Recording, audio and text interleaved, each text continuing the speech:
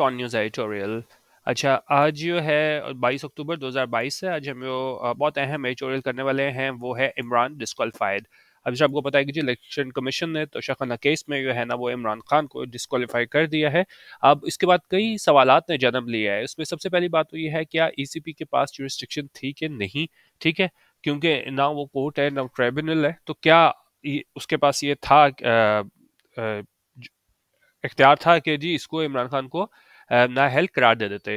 ठीक है, और उसके बाद दूसरी चीज़ जो बहुत ज़्यादा आपने टीवी पे सोशल मीडिया पे देखी होगी कि जिस आर्टिकल के तहत जो है ना कॉन्स्टिट्यूशन के इसे नाअहल किया गया है वो बेसिकली है क्या 63(1) पी ऑफ द कॉन्स्टिट्यूशन। ठीक है, तो अब इस पे आपको काफ़ी ज़्यादा जो है ना कोई जब भी कोई एडिटोरियल हो या कहीं पे भी कोई प्रोविजन का जिक्र हो कॉन्स्टिट्यूशन का, कोशिश किया करें एग्जैक्ट प्रोविजन पढ़ा करें। यहाँ पे मैंने वो भी लिख दिया, उसको भी हम देखते हैं। अब इसको कई तरीके से इंटरप्रेट किया गया है। अगर हम इसको 63(1) पी की प्लेन लैंग्वेज देखें तो वो हमारे पास क्या है, वो हमारे पास है कि ये आर्टिकल 63(1) पी क्या कहता है, of the constitution says an individual is for the time being disqualified from being elected or chosen as a member of the Majlis Shura parliament or of a provincial assembly under any law for the time being in force।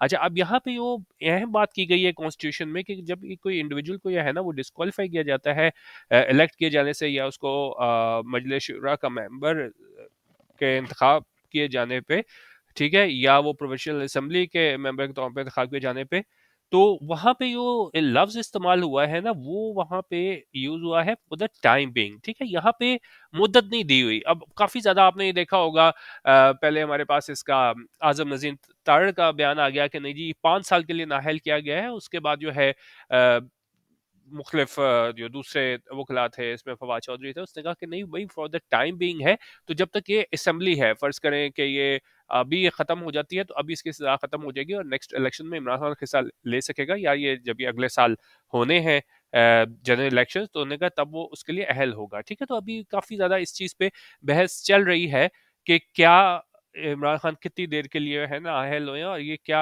Election में अगले हिस्सा ले सकेंगे नहीं। अभी इसकी detail जब judgement आएगी वो भी मेरी कोशिश होगी उस पर सेपरेट आप लोगों को वीडियो बना के एग्जैक्ट हम इसकी जजमेंट डिस्कस करेंगे। ठीक है, लेकिन फिलहाल अभी के लिए जो है ना जो एक अभाम है कि कितनी देर की सजा है और क्या अगले इलेक्शन में हिस्सा ले सकेंगे, इसको हम डिटेल से यहाँ पे चेक करते हैं। और बाकी इसमें जो है ये मीनिंग्स वगैरह मैंने लिखे हुए हैं, इसको आप WPS ऑफिस में पढ़ लीजिएगा PDF डाउनलोड करके। ठीक है, और इसमें जो एक और चीज़ जो इसमें डिस्कशन की गई है ना, वो जिस तरह हमें पता ही है कि जी नवाज शरीफ को भी नाअहल किया गया था, तो बेसिकली इस एडिटोरियल में उसको साथ भी है ना वो कंपेयर करने की कोशिश की गई है कि भाई फ्लिमजी ग्राउंड्स पे नवाज शरीफ को भी नाअहल किया गया था। तो अब बेसिकली इन लोगों की कोशिश ये है कि भाई दोनों को नाअहल कर दिया ताकि कोई इस तरह की चीज़ की जाए कि जी उसको की नाअहली को भी ख़त्म किया जाए और वो नेक्स्ट जनरल इलेक्शन में हिस्सा ले सके। ठीक है, तो बेसिकली कोशिश सारी उसके लिए की जा रही है, उसमें देखते हैं कामयाब होते हैं कि नहीं। तो डिटेल जजमेंट भी हम करेंगे। ठीक है, और उसके अलावा जो है अभी फिलहाल के लिए हम ये वाला एडिटोरियल देख लेते हैं। ठीक है, बाकी हमारा DAM एडिटोरियल व्हाट्सएप ग्रुप जो आप लोगों ने ज्वाइन करना हो, जहाँ हम डेली एडिटोरियल वीडियो शेयर करते हैं, तो ये तफसील दी हुई है, ये आप पढ़ लीजिएगा। ठीक है, अच्छा अभी देखते हैं कि जी Imran Khan disqualified. Unica, within days of sweeping to victory on 6 of the 7 National Assembly seats he had contested in the October 16 by polls, former Prime Minister Imran Khan has been disqualified from being chosen as or remaining a member of Parliament under Article 63(1) of the Constitution. ठीक है, अच्छा अब उन्होंने कहा with in days, क्या with in days of sweeping के दिनों के अंदर, जब इसने क्या है स्वीप टू विक्ट्री किया। स्वीप टू विक्ट्री होता है कि जब आप इजीली कोई जीत जाते हो, और यहाँ पे क्या है इलेक्शन की बात हो रही है, जब आसानी से ये जीत गया उसके दिनों के अंदर, कब on 6 of the national assembly seats कि ये जीता था नेशनल असेंबली की 7 में से 6 सीटें ही had contested in the October 16 by polls, जिसमें इसने मुकाबला किया था अक्टूबर 16 के बाय पोल्स पे। फिर क्या हुआ कुछ दिनों में उसके जीतने के, जब ये 6 सीटें जीता है, उसमें क्या हुआ, former prime minister Imran Khan has been disqualified from being chosen as or remaining a member of the parliament under article 63(1) of the constitution के साबिक प्राइम मिनिस्टर इमरान खान उसको डिस्क्वालीफाई कर दिया गया है मुंतखब किए जाने से या मेंबर ऑफ पार्लियामेंट रहने से, किस आर्टिकल के तहत 63(1) ऑफ द कॉन्स्टिट्यूशन। अब जिस तरह मैंने आपको कहा था इसको डिटेल से पढ़ लीजिएगा, और काफी ज्यादा लोगों को जो कंफ्यूजन लोगों को क्रिएट कर रहे हैं वो 5 साल वाली कर रहे हैं, लेकिन फिलहाल अभी है ना वो 5 साल वाला इसमें जिक्र नहीं है। इसको हम दोबारा अगर मैं आपको दिखाऊं तो यहाँ पे फॉर द टाइमिंग लिखा हुआ है, यहाँ पे मुद्दत नहीं लिखी हुई, ठीक है। अच्छा, अब मैंने कहा जी, the sentence against the PTI chief was passed unanimously by a five-member bench of the Election Commission of Pakistan over his failure to properly account for monetary proceeds from the gifts he had received from foreign dignitaries while he was Prime Minister. उनका ये sentence था, ये सजा थी PTI chief के खिलाफ, वो पास की गई यूनानिमसली। यूनानिमसली होती है मुतफक्का तौर पे सारे के सारे, मतलब किसी ने ये नहीं किया कि ये 5 मेंबर बेंच था तो मतलब 5 के 5 ने है ना मुतफक्का तौर पे ये कहा कि हाँ भाई वाकई ये मुर्तकिब हुआ है, इसमें मतलब इस तरह की है डिक्लेरेशन सही नहीं दी थी। तो यूनानिमसली का हम ये भी कह सकते हैं विदाउट ऑपोजिशन, क्योंकि मुखालफत नहीं थी कि साउंड ने कहा कि हाँ भाई ऐसा ही है, ठीक है। और जो मतलब ये सजा हुई पीटीआई चीफ इमरान खान के अगेंस्ट, उसको ये फैसला पास किया गया, यूनानिमसली पास किया गया 5 मेंबर बेंच की जानिब से किया गया इलेक्शन कमीशन ऑफ पाकिस्तान का। और ये क्यों किया गया कि ये नाकाम हुआ था, इसका फेलियर था कि to properly account for, properly account for का मतलब होता है कि आप रीजन ना दे सको, एक्सप्लेनेशन दे सको किस चीज के बारे में। और बेसिकली ये कह रहे हैं कि भाई ये मुतफक्का तौर पे फैसला दिया गया वो इस वजह से दिया गया कि वो एक्सप्लेन नहीं कर सका, वो जो मॉनेटरी प्रोसीड्स थी, वो जो पैसे मिले थे किससे, from the sale of gifts, from the sale of gifts के गिफ्ट्स बेच के पैसे मिले थे, ही हैड रिसीव्ड, उसने रिसीव किए थे फॉरेन डिग्नेटरी से while he was prime minister, जब वो क्या है प्राइम मिनिस्टर था। तो बेसिकली ये बता रहे हैं कि जी 5 मेंबर बेंच ने फैसला दिया था मुतफक्का तौर पे, और ये क्यों दिया था कि ये प्रॉपरली एक्सप्लेन नहीं कर सका था कि ये मॉनेटरी प्रोसीड्स मिली थी बेचने से, ये गिफ्ट्स हमें मिले थे फॉरेन डिग्नेटरी से, उसके हमने गिफ्ट्स मिले थे, उसको बेचा था, तो उसको प्रॉपरली वो एक्सप्लेन नहीं कर सका था। और ये सब का काम कब हुआ था, जब ये प्राइम मिनिस्टर था, तब जब इसको सारे गिफ्ट्स मिले थे। अच्छा, हमने कहा जी apart from depriving of the seats he had just one, उन्होंने कहा इसके अलावा ये इसको महरूम किया गया है, जो इसने सीट्स अभी जीती हैं, जिस तरह 6 सीटों के ऊपर जिक्र हुआ है। The verdict also formally removes mister Khan from the national assembly seat he had retained in 2018। उन्होंने कहा ये वर्डिक्ट है, फैसला है, वो क्या है, रिमूव कर देता है, खत्म कर देता है मिस्टर खान को, हटा देता है नेशनल असेंबली सीट से, जो इसने इसमें रिटेन की थी, बरकरार रखी थी 2018 में। अच्छा, अब कह रहे हैं while the ECP's findings in the Tosha Khana case may not have been completely unexpected, उन्होंने कहा अगरचे ये ECP की फाइंडिंग्स हैं तोशा खाना केस में, वो क्या है, वो completely unexpected नहीं थे, क्योंकि काफी लोग ये एक्सपेक्ट कर रहे थे कि ये ऐसा फैसला आएगा। The PTI seemed to have an idea what was coming, उन्होंने कहा PTI को दिखाई देता है कि उनको एक आइडिया था कि क्या फैसला आने वाला था, given how persistently it had been assailing the commission's partiality। उनका देखते हुए किस तरह लगातार ये क्या है असेल कर रहे थे कमीशन की पार्शियलिटी, जानिबदारी, ठीक है। असेल करना होता है, किसी को क्रिटिसाइज कर रहे थे, तो वो हमेशा वो कहते थे कि नहीं वो तो पीडीएम के जानिब से मतलब सारा जो है वो उसके गठ जोड़ के जरिए जो है ना वो इलेक्शन कमीशन जो है वो उनके साथ मिला हुआ है, ठीक है। तो उन्होंने कहा कि जी अनएक्सपेक्टेड नहीं था, ऐसा ही ख्याल किया जा रहा था, क्योंकि जिस तरीके से जो है ना इस पे तनकीद करते थे पीटीआई वाले, उन्हें भी आइडिया था कि क्या होने वाला है। It must be said that the sentence seems unnecessarily harsh. अच्छा, लेकिन डॉन में कह रहे हैं कि ये दिखाई देता है कि ये सज़ा है वो दिखाई देती है अननेसेसरीली हार्श, कि मतलब बड़ी सख्त है, इतनी ज़्यादा ये सख्त सज़ा की ज़रूरत नहीं थी।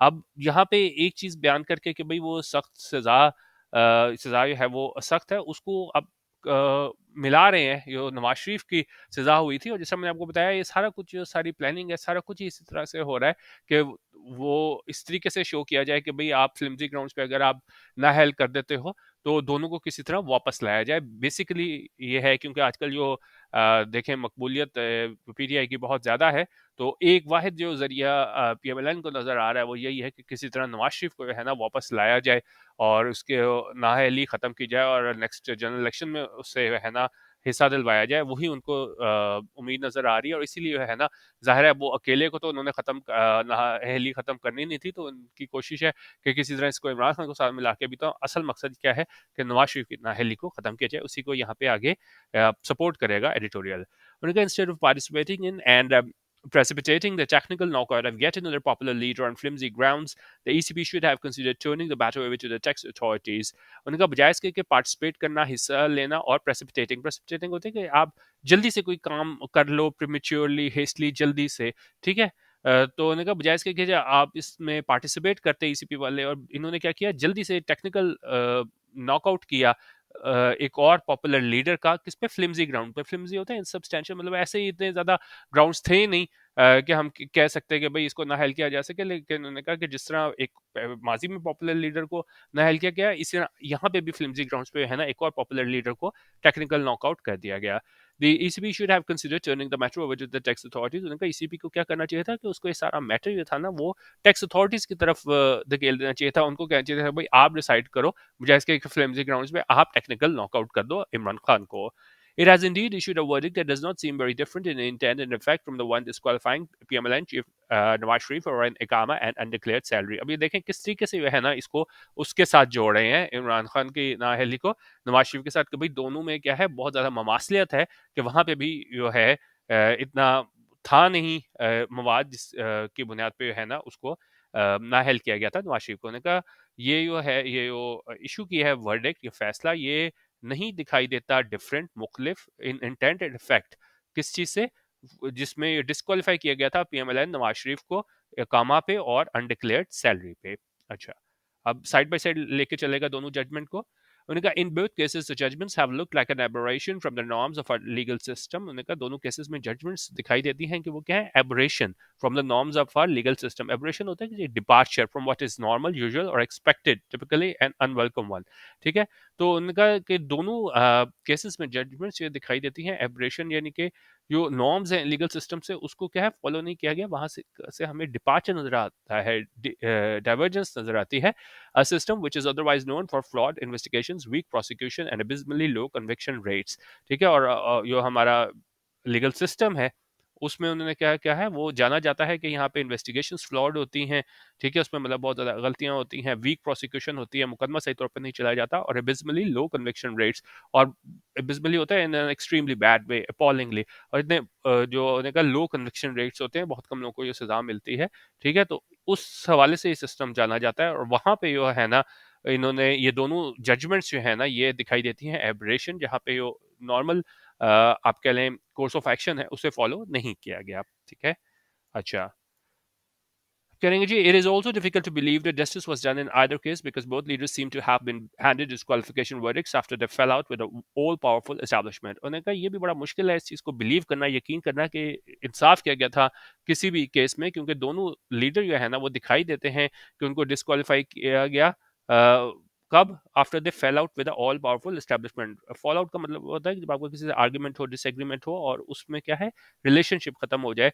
तो जिस तरह अगर आप एग्जांपल देखें, the two fail out over coaching tactics a long time ago. ठीक है, तो यहाँ पे फॉल आउट ये है कि जब आपका दूसरे से कोई आर्ग्यूमेंट हो जाए और क्या है ताल्लुक खत्म हो जाए। तो उनका ये दोनों लीडर्स को जो है ना ये नाअहली का फैसला उनका कब आया था, जब इनके ताल्लुकात जो है ना वो खराब हो गए थे किसके साथ, पावरफुल एस्टैब्लिशमेंट के साथ। ठीक है, for that reason alone, even if the ECB's intent and legal reasoning may be right, few will expect the verdict will hold up under the test of time। ठीक है, बहुत इंपॉर्टेंट लाइन एडिटोरियल की कि मेरा अपना ये ख्याल है कि ये डिसीजन जो है ना आगे चल के ओवर रूल हो जाएगा। ठीक है, इसमें काफ़ी ज़्यादा इश्यूज हैं, उसको हम अलहदा भी डिस्कस कर लेंगे, लेकिन अभी के लिए अगर हम देखें तो उन्होंने कहा कि ECB की जो इंटेंट है, लीगल रीजनिंग है, अगर वो सही भी हो, लेकिन बहुत कम लोग इस चीज़ से एग्री करेंगे कि वर्डिक्ट क्या करेगा, होल्ड अप करेगा under the test of time, कि आगे चल के जब इस पे मजीद बहस होगी ऊपर, जब इसको चैलेंज किया जाएगा तो यकीनन उन्होंने कहा ये होल्ड अप नहीं कर सकेगा, यानी कि ये बहुत चांस है कि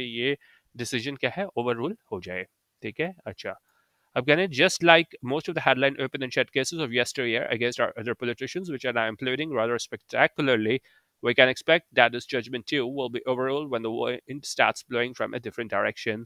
उन्होंने कहा बिल्कुल उसी तरह जिस तरह बिल्कुल headline open and shut cases इनको कहा जाता था कि भाई ये तो बिल्कुल डन डील है, इससे तो बचा ही नहीं जा सकता। तो उन्होंने कहा ये माजी के ओपन एंड शट केसेस है वो भी जिस तरह हमारे पॉलिटिशियंस के अगेंस्ट जो है ना वो इम्प्लोड हुए हैं, वो क्या है ख़त्म हुए हैं एकदम रादर स्पेक्टेकुलरली। तो उन्होंने कहा हम ऐसा एक्सपेक्ट कर सकते हैं कि ये जजमेंट जो है ना वो भी ओवर रूल हो जाएगी जब when the wind start blowing from different direction, जब हालात जो है ना वो पलटा खाएंगे। ठीक है, अच्छा, अब कह रहे हैं जी the country is in crisis. उनका मुल्क जो है ना वो बहरान का शिकार है, yet we seem to be making attempt to put out fires with petrol. लेकिन उनका ये दिखाई देता है कि हम कोशिश कर रहे हैं, एक के बाद एक कोशिश कर रहे हैं कि इस आग को बुझाएं पेट्रोल के साथ, क्योंकि ज़ाहिर है पेट्रोल से तो आग और तेज़ हो जाएगी। मतलब इस तरह के हम स्टेप्स कर रहे हैं कि बजाय इसके हालात को हम नॉर्मैलिटी की तरफ लेके जाएं, हम उसको क्या है मजीद खराब कर रहे हैं।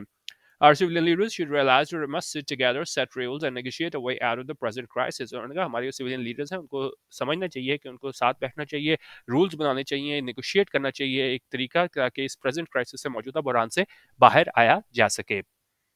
ठीक है, और आगे कह रहे हैं कि जी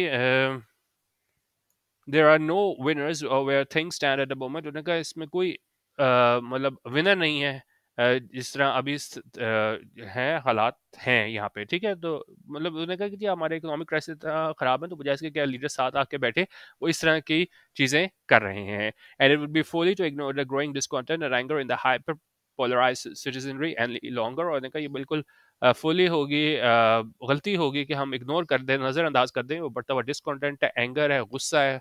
कहाँ पे? Hyper polarised citizenry and longer के शहरियों में वो क्या है हाइपर पोलराइज्ड सिटीजनरी है। मतलब जिस तरीके से पोलराइज मतलब इस तरह होता है ना कि बहुत ज़्यादा आप डिवीजन आई हो, आप ग्रुप्स में बटे हो, जिस तरह पीटीआई है और अगर आपने पीटीआई पीएमएलएन का भी देखा हो जिस तरह एक दूसरे के खिलाफ मतलब सोशल मीडिया पे भी जा रहे होते हैं, बिल्कुल आप क्या है साथ चलने को तैयार नहीं है ना, पोलराइज्ड हैं, बटे हुए हैं ग्रुप में। तो उन्होंने कहा यहाँ पे हाइपर पोलराइज्ड सिटीजनरी है ना, तो वहां पे हम इसको इग्नोर नहीं कर सकते, वो बढ़ता हुआ डिसकंटेंट है और एंगर है।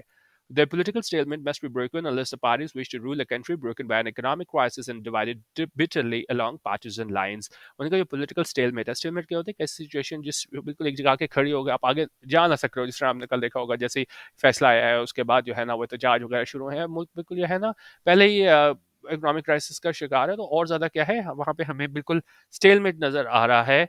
और इसके लिए स्टेलमेट के लिए अच्छा वर्ड हमारे पास यहाँ पे डेडलॉक भी आ जाता है, इम्पास भी आ जाता है। ठीक है, तो उन्होंने कहा जो पॉलिटिकल स्टेलमेट है उसको क्या है ख़त्म किया जाना चाहिए unless the parties wish to rule a country. उन्होंने कहा अगर जो है ना वो पार्टीज नहीं चाहती कि वो इस रूल करें मुल्क को, जो ब्रोक हो किससे? इकोनॉमिक क्राइसिस से, माशी बहरान से, and divided bitterly along partisan lines, और क्या है वो तकसीम हो पार्टीजन लाइंस पे। ठीक है, मतलब कि एक ग्रुप को सपोर्ट करे, एक दूसरे पार्टी को सपोर्ट करे, उस पर क्या है डिवाइडेड हो। There will be little left but ashes to rule if things continue in the manner that they have in the past few months. और उन्होंने कहा नहीं बचेगा कुछ सवाए एशेस के to rule if things continue in the manner, अगर इसी तरह जो है ना वो हालात जारी रहे that they have in the past few months, जिस तरह पूरे पिछले महीने में जारी रहे हैं। तो उन्होंने कहा कि आप पॉलिटिकल लीडर्स हैं उनको ही कुछ करना होगा, कुछ नहीं तो बचेगा नहीं। अगर जिस तरह के हालात पीछे जा रहे हैं उसी तरह हम इसको आगे लेके चलें। ठीक है, तो इस पूरे एडिटोरियल में जो डिस्कशन की गई थी वो इमरान खान की डिस्क्वालिफिकेशन से मुतल्लिक थी। ठीक है, और एंड में जाके 63(1)(p को अभी हम इसको मजीद डिटेल देखेंगे कि इसको किस तरीके से इंटरप्रेट करते हैं, कि क्योंकि अभी तक किसी की ना 63(1)(p में डिस्क्वालिफिकेशन हुई नहीं है। ठीक है, तो ये मजीद जजमेंट मैं आपसे ज़रूर डिस्कस करूँगा यहाँ पे। और इसके अलावा जो है ना बेसिकली एंड में जाके अगर आपने देखा होगा किस तरह कंपैरिजन किया गया था इमरान खान और नवाज शरीफ की सज़ा का, और कोशिश यही होगी कि किसी तरीके से जो है ना वो नवाज क्योंकि इसने तो जो है ना ये तो डिसीजन ओवररूल हो ही जाएगा, इसमें बहुत ज़्यादा जो है ना वो चीज़ें हैं। अभी मैं देख रहा था कि इसका तो कोई इशू नहीं, मेन इशू जो है ना इनकी कोशिश होगी पीडीएम वालों की कि इसकी नवाज शरीफ की नाअहली है उसको ख़त्म किया जाए, तो उसी के लिए ये है ना ये सिलसिला भी किया गया है। ठीक है, डिटेल से हम इसको देख लेंगे। बाकी ये डीएमएच और व्हाट्सएप ग्रुप की डिटेल है, आपने ग्रुप ज्वाइन करना हो तो 0312 419 1070 यहाँ पे रब्ता करके पिछले दिन का सैम्पल मटेरियल हासिल कर सकते हैं। वीडियो देखने का बहुत शुक्रिया। अल्लाह हाफिज़। पाकिस्तान जिंदाबाद।